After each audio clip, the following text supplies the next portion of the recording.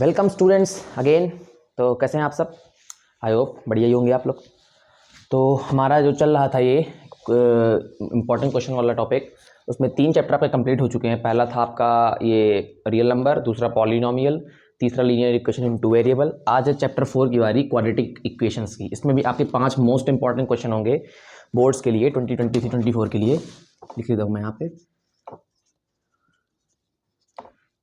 जो सबसे important question आ सकते हैं इस चैप्टर से, जो बनेंगे जिस कंसेप्ट पे, वो मैं आज बताने जा रहा हूँ 5 question.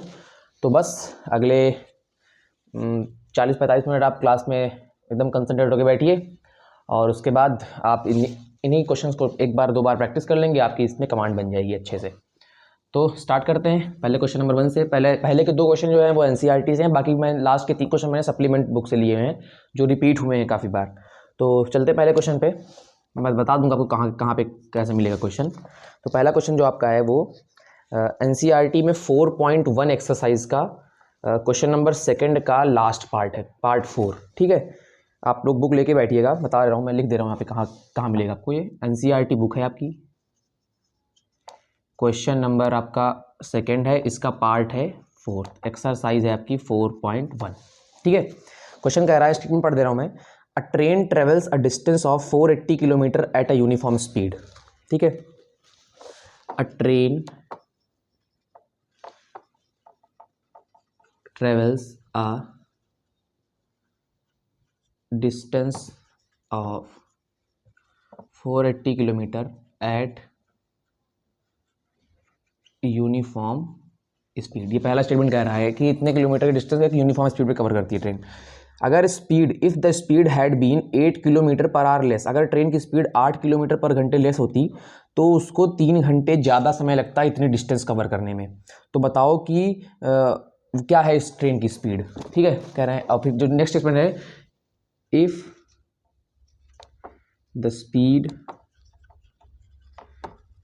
Had been 8 kilometre per hour less, it would take 3 hours more, then find speed of train।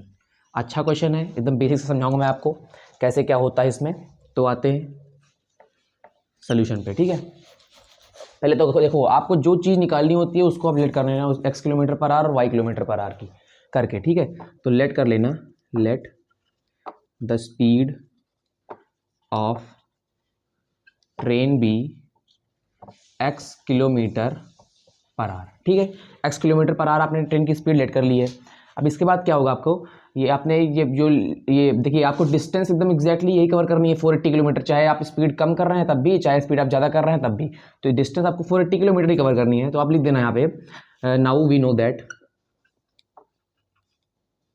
एक और लेट कर लेना, एक चीज़ आप यहाँ पे, and time taken for journey with uniform speed be t hour. ठीक है, टी आर मान लेना, एक टाइम भी मान लेना टी आर। ठीक है, बाकी मैं टी को 2 इक्वेशन ऐसे बनाऊंगा जहाँ पे टी डिस्प्लेस हो जाएगा, सिर्फ आपका एक्स बचेगा, फिर एक्स की वैल्यू आप निकालना है आपको, एक्स वैल्यू आसानी से आ जाएगी। ठीक है, ये समझ में आया। अब देखो, नाउ वी नो दैट, यहाँ पे लिख लेना आप लोग, नाउ वी नो स्पीड बराबर डिस्टेंस अपॉन टाइम। ये पता होता है आपको। स्पीड आपने देखो, पहली कंडीशन के लिए देखो, पहली कंडीशन के लिए, फॉर फर्स्ट कंडीशन देखना, फॉर फर्स्ट कंडीशन जो दी हुई है यूनिफॉर्म स्पीड वाली, फॉर फर्स्ट कंडीशन देखिए, स्पीड आपने एक्स मानी है, एक्स आप लिख देना। डिस्टेंस आप 480 किलोमीटर कवर कर रहे हैं, टाइम कितना मैंने माना था यूनिफॉर्म स्पीड वाली, टी माना था। ये आपका हो गया पहला। अभी इसको पहली क्वेश्चन माना, अब आप टी की वैल्यू उधर ले जाइए, तो टी आ जाएगा आपका 480 अपॉन एक्स। ये हो गई आपकी इक्वेशन फर्स्ट। समझ में आया इतना आप देखिए, पहले एकदम ईजी है। पहले मैंने स्पीड ऑफ ट्रेन मान ली x किलोमीटर पर आवर, और जो यूनिफॉर्म स्पीड वाली जर्नी के लिए टाइम था वो मैंने मान लिया टी आर। तो पहली जो कंडीशन होती है, we all know that speed is equal distance upon time. तो स्पीड मैंने x थी, यूनिफॉर्म जो डिस्टेंस आपकी एग्जैक्टली सेम ही रही, चाहे आप जो भी करो, तो 480 थी, और टाइम मैंने यूनिफॉर्म स्पीड के लिए टी माना था। तो यहाँ से आप टी की वैल्यू निकालें। ठीक है, अब फॉर सेकंड कंडीशन यहाँ देखिए, आप फॉर सेकेंड कंडीशन कह रहे हैं कि अगर अगर स्पीड उसकी 8 किलोमीटर पर आवर कम कर दी जाए तो 3 घंटे ज़्यादा समय लगेंगे इसी जर्नी को कवर करने के लिए। तो फॉर सेकंड कंडीशन मैंने स्पीड x थी उसमें 8 घंटे कम कर दिए, तो जो डिस्टेंस तो 480 रहेगी भाई, कवर तो उतना ही करना है, और टाइम जो है कह रहे हैं 3 घंटे ज़्यादा लगेगा, मतलब टाइम की वैल्यू क्या हो गई t+3। ये हो गई इक्वेशन सेकेंड। यही दो इक्वेशन मेन थी। अब यहाँ से इस इक्वेशन से आप t की वैल्यू ला के यहाँ पे रख देना, तो सारी पूरी इक्वेशन x में बन जाएगी, भाई x की वैल्यू निकालनी है। इतना समझ में आपको? पर नोट करिए, मैं आगे बताता हूँ इरेज करके। हो गया? चले आगे चले, चलते हैं।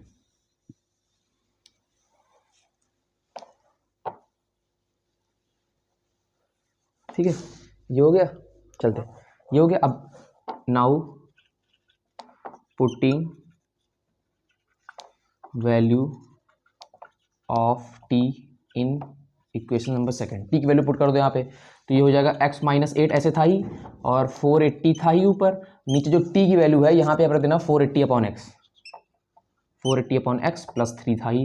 अब देखना पूरी इक्वेशन आपकी x में बदल गई, बस आप इसी x की वैल्यू निकालना। क्वाड्रेटिक इक्वेशन बनेगी, क्वाड्रेटिक इक्वेशन सबको पता ही होगी ना कि क्वाड्रेटिक इक्वेशन जो होती है वो एक ही वेरिएबल में होती है, लेकिन जो मैक्सिमम पावर होती है वेरिएबल की वो 2 होती है। ऐसे मान लीजिए 2x² + 4x + 1, इसमें जो एक ही वेरिएबल होगा सिर्फ x, और लेकिन ये इसकी जो मैक्सिमम पावर होगी वो 2 होगी। ये क्वाड्रेटिक इक्वेशन होती है, ठीक है। ये अब देखिए, आप सॉल्व करिए इसको सॉल्व करिए। तो x-8 ऐसे पड़ा रहने दीजिए, 480 ऐसे पड़ा रहने दीजिए, नीचे एलसीएम लेंगे तो ये हो जाएगा 480, ये हो जाएगा प्लस का 3x, और जो नीचे एलसीएम x आएगा वो ऊपर चला जाएगा, ये मतलब ये 480x हो जाएगा। अब क्रॉस मल्टीप्लिकेशन करा दीजिए, x का मल्टीप्लाई कराइए पहले, तो ये हो जाएगा 480x, फिर x का इससे कराएंगे तो देखो 3x² बन गया ना। अब देखो क्वाड्रेटिक इक्वेशन बन गई है, माइनस का 8 से इससे मल्टीप्लाई करेंगे तो 8 0 0, 8 8 जा 64, 4 कैरी 6, 8 4 जा 32 और 6 38, ठीक है। और ये हो जाएगा माइनस का 24x is equal to 480x था ही, 480x से 480x कट जाएगा, तो आप इसको लिख लीजिए 3x², ये 24x पहले ले लीजिए, 24x माइनस का 3840 इज इक्वल टू 0, ठीक है। 3 से पूरी क्वेश्चन को डिवाइड कर दीजिए, तो हो जाएगा x² माइनस 8x माइनस 3 1 जा 3, 3 2 जा 6, 3 1280 इज इक्वल टू 0। बस ये क्वाड्रेटिक क्वेश्चन में, अब क्वाड्रेटिक क्वेश्चन का फैक्टर को करना आता ही है इजीली। बस आपको मैंने बताया था ना उस दिन कि पहले इस जो x² के साथ कोफिशिएंट हो उसका मल्टीप्लाई कराइए कांस्टेंट टर्म से, तो यहाँ 1 ही है, 1 का मल्टीप्लाई करेंगे 1280 से तो 1280 ही आएगा। अब 1280 के ऐसे फैक्टर के लिए जिसको प्लस या माइनस करने पर 8 आ जाए, बस वैसे करना है आपको। और रुको मैं बता दें तो क्या आएगा इसमें, आएगा जानते हो क्या, x² माइनस का 40x माइनस का 32x, 40 और वो प्लस का 40 और 32 का मल्टीप्लाई करेंगे तो 1280 आ जाएगा, माइनस का 1280 इज इक्वल टू, सॉल्व कर दे रहा हूँ पूरा में, x इसमें और इसमें x कॉमन हो जाएगा, तो ये बनेगा x माइनस 40, और इसमें प्लस का 32 कॉमन हो जाएगा, तो ये बनेगा x माइनस 40, ठीक। अब आप ये यहाँ देख लेना, इसमें और इसमें x माइनस 40 कॉमन हो ही जाएगा आपका, और एक बचेगा x प्लस 32। अब दो नंबर का मल्टीप्लाई 0 मतलब तो एक 0 या तो पहला 0, या तो पहला 0 या तो दूसरा 0, तो पहला 0 करेंगे आप तो x is equal to 40 kilometre per आ जाएगा, और दूसरा करेंगे आप तो x is equal to -32। Speed कभी भी नेगेटिव होती है, मतलब ये वाली कंडीशन नहीं लेंगे, हेंस जो आंसर हमारा आएगा वो 40 किलोमीटर पर आएगा, ट्रेन की स्पीड जो पूछी थी, ये आपका आंसर। समझ में आया? देख लीजिए आसानी से, ऐसे ही क्वेश्चन आएंगे। पहला क्वेश्चन हो गया आपका ये। अब जो नेक्स्ट क्वेश्चन है वो आपका, वो भी एनसीईआरटी का ही है, वो आपको मिलेगा एक्सरसाइज 4.3 में क्वेश्चन नंबर 9th। ये वाटर टैप का क्वेश्चन, सारे मैं एक एक टाइप कराऊंगा जो इंपॉर्टेंट है, बाकी उसी से रिलेटेड क्वेश्चन आएगा आपके उसमें। चले चलते हैं।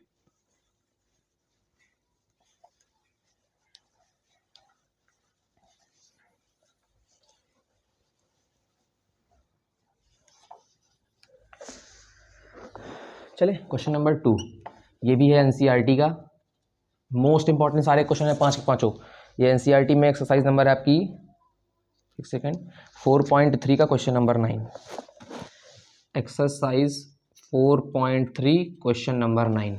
क्वेश्चन कह रहा है, बस स्टेटमेंट आप देख लीजिएगा कि 2 water taps together can fill a tank in 9 whole 3/8 hour. 2 water tanks together fill a tank in 9 whole 3/8 hour. कह रहे हैं 2 टैप हैं और किसी एक टैंक में से 2 टैप हैं, यहाँ पे मान लीजिए आप 2 टैप हैं, ठीक है, 2 टैप किसी एक टैंक को इतने घंटे में फिल करते हैं। मतलब ये कितना हो गया, आप सॉल्व कर लीजिए, 8 9 72, मतलब ये हो गया आपका 75/8, वही करीब 9 घंटे से थोड़ा ऊपर आएगा। 9 घंटे में इस टैंक को फिल कर देते हैं, ये पहली स्टेटमेंट कह रही है।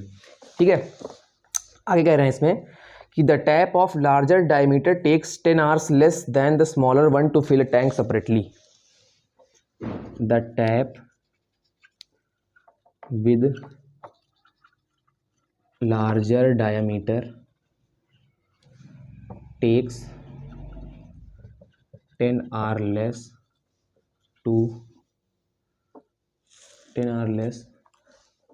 than tap with smaller diameter to fill tank separately. ये कह रही दूसरी स्टेटमेंट, समझ में आपको कि देखिए एक 2 टैप है इसमें, एक की जो डायमीटर है मतलब जिस जहाँ से पानी निकलेगा वो थोड़ी बड़ी है और एक की छोटी है। तो कह रहे हैं अगर हम ये एक से भरें, मतलब एक ही एक टैप लगा के भरे हैं, तो जो ये बड़ी डायमीटर वाला टैप है ये छोटे वाले डायमीटर वाला टैप से 10 घंटे कम समय लेता है अगर अलग अलग टैंक को फिल करे तो। ये दूसरी स्टेटमेंट कह रही है। ठीक है, आगे चलें। तो बताना है find the time in which each tap can separately fill the tank. ठीक है, फाइंड जो हमें करना है, find time in which each tap can separately fill tank. हमें टाइम निकालना है कि दोनों टैप जब अलग अलग फिल करेंगे टैंक को तो कितना समय लेंगे, दोनों टैप का टाइम निकालना है। सोल्यूशन देखिए आप, देखिए आपको क्या करना है, पहले देखिए पहले आप लेट कर लेना, लेट द टाइम, ये क्वेश्चन है आप इसमें कंफ्यूज मत होइएगा, ये क्वेश्चन है पूरा ऊपर आपका, ये नीचे मैं सोल्यूशन कर रहा हूँ। Time taken by smaller tap to fill tank is equal to XR। ठीक है, now according to question time taken by larger tap to fill the tank, ये क्या हो जाएगा, X - 10R। समझ में आया आपको, कैसे समझ में, देखिए कह रहे हैं उसमें कि जो लार्जर डायमीटर का टैप है उसने 10 घंटे कम लिए हैं स्मॉलर डायमीटर वाले टैप से। तो अगर मैंने स्मॉलर डायमीटर का टाइम मान लिया है तो उससे 10 घंटे कम कर देंगे तो वो लार्जर का आ जाएगा। आपको 2 वेरिएबल लेने की जरूरत ही नहीं पड़ेगी इसमें, डायरेक्ट एक X मानिए तो दूसरा लार्जर डायमीटर का क्या आ जाएगा, X बाई। अब इसमें एक सबसे इंपॉर्टेंट कंडीशन आ रही है, अगर आपको ऐसे क्वेश्चन एग्जाम में मिलेंगे, आप मेरी बात ध्यान से सुनना कि जैसे किसी कोई भी क्वेश्चन है, मान लीजिए टैप का कोई फिल कर रहा है तो अलग दोनों का अलग अलग टाइम निकालना हो जब, तो आपको क्या करना है कि सबका एक पार्ट निकाल लेना। देखिए इस पहली वाली कंडीशन देखिए, part filled by smaller tap in 1 hour is equal to कितना हो जाएगा, 1/x। समझ आएगा इतना, देखो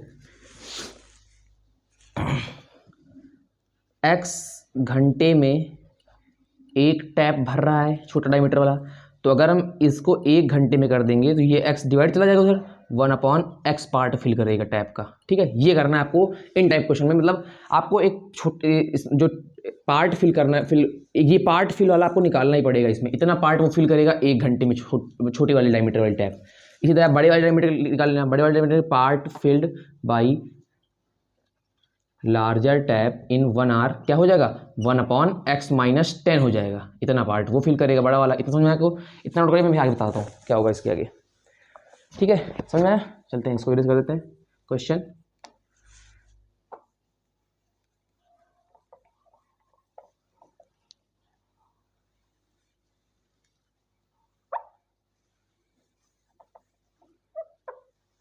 ठीक है, समझ में आपको इतना,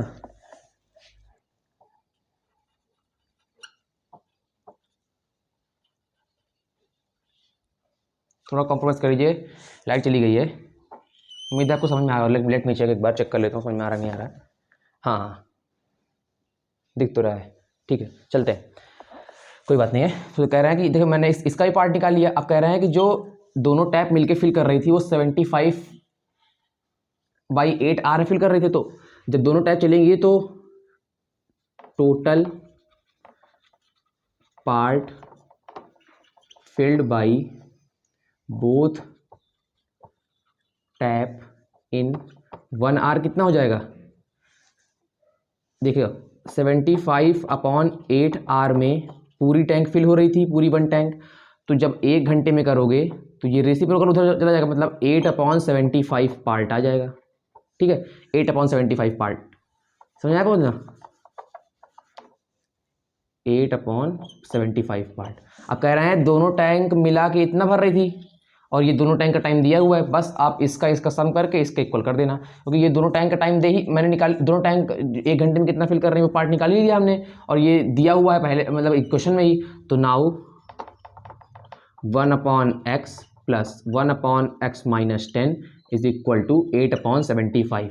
यही मेन इक्वेशन थी। आपको इन टाइप क्वेश्चन में यही करना है कि आपको पहले सेपरेटली हर एक उसका एक एक पार्ट निकालना है, कितना कितना पार्ट आपको वो फिल करेगी। तो आपने ये पार्ट निकाल लिया, बस आपको इसको 8/75 इक्वल कर दिया, हो जाएगा। अब आपको ये सॉल्व करना है और मुझे कमेंट में आंसर बताना है इसका। ठीक है, हो गया, चले आगे।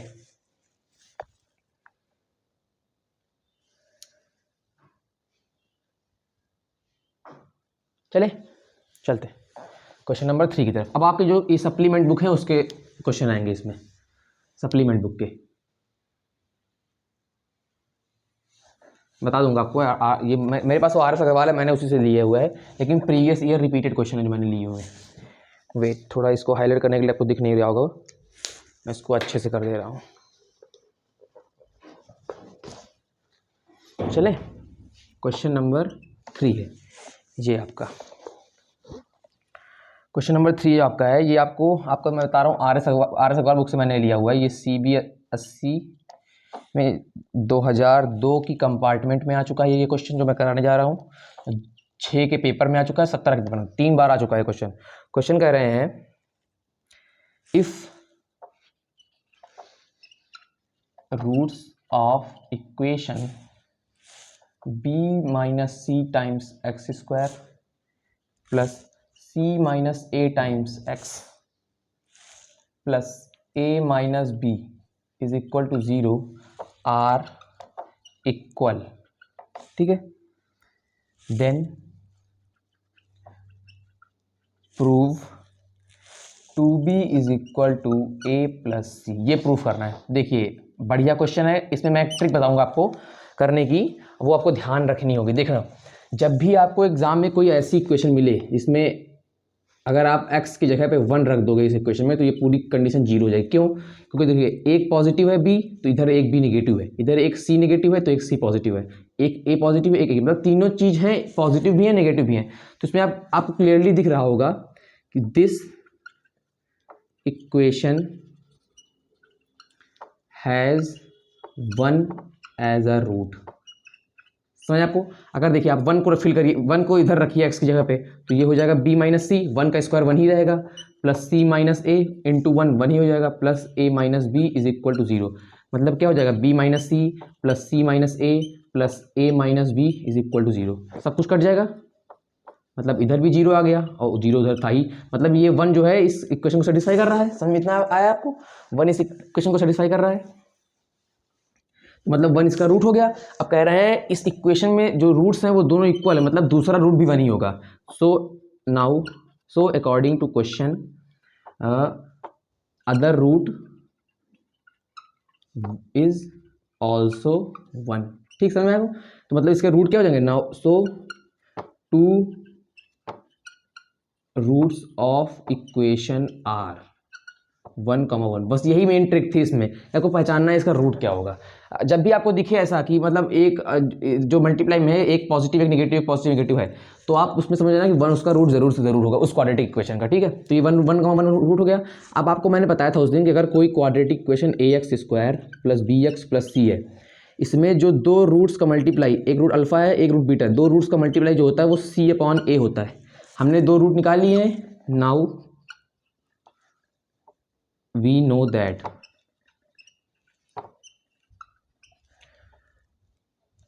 दो root alpha into beta is equal to c/a, ये पता होता है हमको, पता होता है। तो मैंने एक रूट 1 है, दूसरा रूट भी 1 ही है, 1 इंटू 1 क्या हो जाएगा, और c/a मतलब c मतलब क्या हुआ, जो एकदम मतलब जिसके साथ कोई x नहीं जुड़ा हुआ है।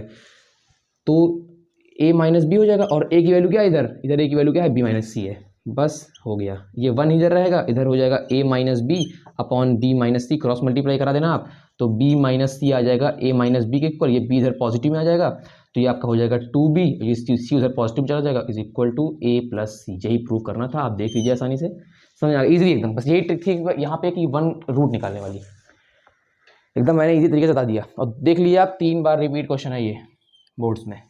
चले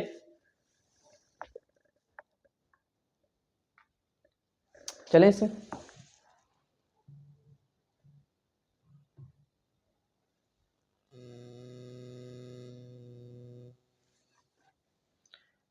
हो गया। चलते क्वेश्चन नंबर 4 की तरफ।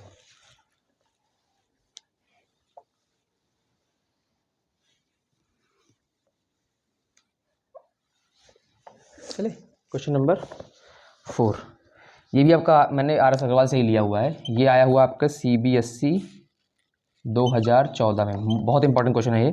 कह रहे हैं for what value of P, सारे अलग अलग टाइप के क्वेश्चन है, उसी से रिलेटेड आपका क्वेश्चन आएगा, इससे आगे क्वेश्चन कोई नहीं बनेगा इस चैप्टर से।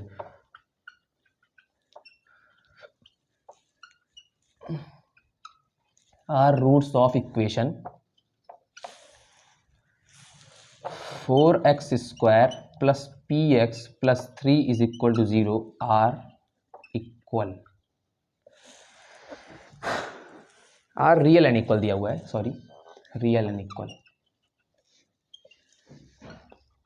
ठीक है। बताऊं मैं कैसे होगा, देखो आप लोगों ने एक चीज़ पढ़ी होगी, पहले मैं उसको बता देता हूँ कि अगर कोई quadratic equation ax square plus bx plus C is equal to 0 होती है, तो उसमें एक डिस्क्रिमिनेंट होता है, डिस्क्रिमिनेंट को हम d से डिनोट करते हैं, उसकी वैल्यू होती है B square minus 4ac, B square ये और 4 और a और c, ये होती है डिस्क्रिमिनेंट की वैल्यू।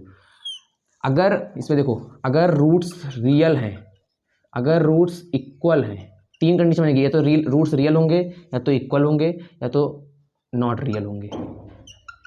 रूट्स रियल होते हैं तो डिस्क्रिमिनेंट जो होता है वो ग्रेटर देन 0 होता है, रूट्स इक्वल होते हैं डिस्क्रिमिनेंट जो होता है वो 0 होता है, रूट्स नॉट रियल होते हैं डिस्क्रिमिनेंट का होता है, ये बस कंडीशन होती है, यही इसमें लगेगा, ठीक है। मैं लगाता हूँ for 4x square plus px plus 3 discriminant is equal to 0, क्यों, क्योंकि रूट्स रियल और इक्वल है, या तो आप ये दोनों लगा सकते हो, कंडीशन दोनों लगा दो तो एक वैल्यू आ ही जाएगी उसमें, तो डिस्क्रिमिनेंट मैंने 0 कर दिया क्योंकि रूट्स रियल और इक्वल दिया ही हुआ है, तो रूट डिस्क्रिमिनेंट वैल्यू क्या होती है, बी स्क्वायर माइनस 4ac होती है, ये इक्वल टू 0 होगा, बी स्क्वायर, बी की वैल्यू क्या है यहाँ पे 4 है, देखो बी वो होता है जो एक्स के साथ होता है, और ए होता है जो एक्स स्क्वायर के साथ होता है, और सी जो होता है जो एकदम फ्री होता है, उसमें कोई एक्सेस नहीं होता, तो बी की वैल्यू लिखा आपने, बी मतलब 4 का स्क्वायर हो जाएगा माइनस 4, ए की वैल्यू कितनी है 4, सी की वैल्यू कितनी है 3 इज इक्वल टू 0, सॉरी 4 ये नहीं था, ये पी एक्स था, सॉरी वेट ये पी एक्स था, मतलब बी की वैल्यू कितनी है पी है, सॉरी पी मतलब पी स्क्वायर हो जाएगा, ये माइनस कितना जाएगा 4 से 16, 16 से 48 इक्वल टू 0, मतलब पी स्क्वायर की वैल्यू आ गई 48, तो इसमें क्या हो जाएगा पी की वैल्यू आ जाएगी plus minus under root 48, under root 48 का फैक्टर करिए, 48 है इधर, तो 24 12 6, तो ये आपका आ जाएगा 4√3, ठीक है 4√3 आ जाएगा, मतलब p की वैल्यू जो आपकी आ जाएगी वो प्लस माइनस 4√3।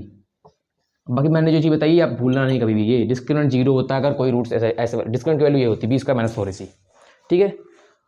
चले लास्ट क्वेश्चन की तरफ चले अपने, सारे अलग अलग टाइप के क्वेश्चन है, ये आप ध्यान दें, सारे अलग अलग टाइप के क्वेश्चन है और सारे मोस्ट इंपॉर्टेंट है, इस ऐसे ही टाइप के बनेंगे क्वेश्चन आपके। चलते last question number 5,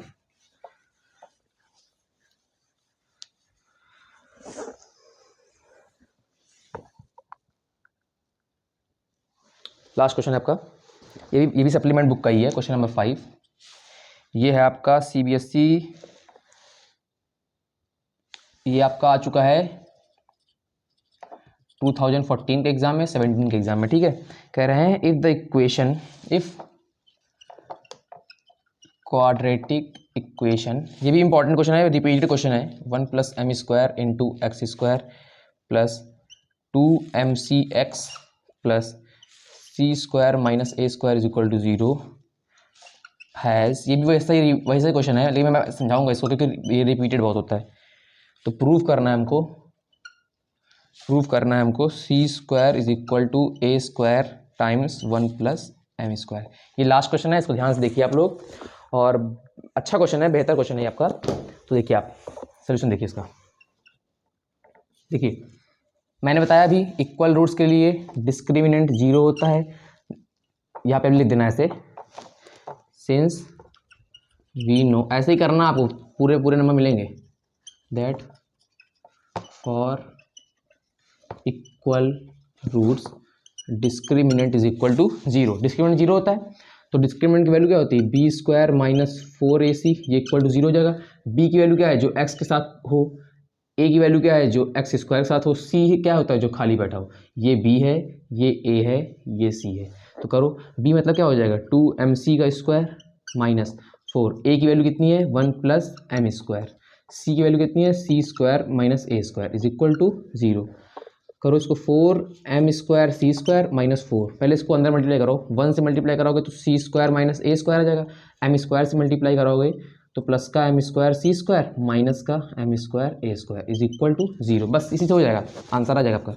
4m square C square चल रहा था, 4 से अंदर मल्टीप्लाई करो तो माइनस का 4c स्क्वायर प्लस का 4a स्क्वायर माइनस का 4m square C square plus का 4m square A square is equal to 0।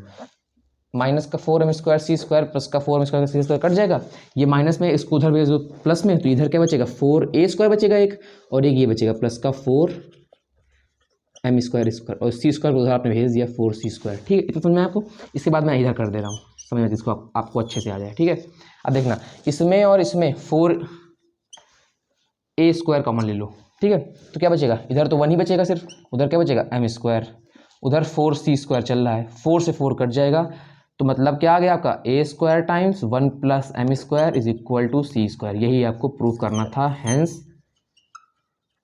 Proved. देख लीजिए, इंपॉर्टेंट है, इजी है। हो गया, चलते हैं। तो इसी के साथ आपके आज चैप्टर नंबर 4 कंप्लीट हुआ। जो इंपॉर्टेंट क्वेश्चन थे इसके 5, यही मतलब इसी से क्वेश्चन बनेंगे, इससे बाहर नहीं बनेंगे। जो मैंने 2-3 टाइप एनसीईआरटी से कराए हैं, और ये 2-3 टाइप, और जो मैंने वो बताया अभी आपको डिस्क्रिमिनेंट वाला, तो उसको आप लिख लेना कहीं से, अच्छे से हो जाएगा आपको। ऐसे ही क्वेश्चन बनेंगे इस तरह से। तो तब तक के लिए आप वेट करिए, चैप्टर 5 का कल वीडियो आपके पास आ जाएगा। और ये 4 चैप्टर जो मैंने पढ़ाए हैं, इनके आप रिवीजन करते रहिए, जिससे आपको कोई चीज़ भूले ना, मतलब कोई भी कंसेप्ट हो। और यही 5 जो इंपॉर्टेंट क्वेश्चन है जो मैं आगे पढ़ा दी, यही मेन है, इसी से बनेंगे क्वेश्चन आपके। और तब तक के लिए आप लोग अच्छे से पढ़ते रहिए। Till then take care, thank you.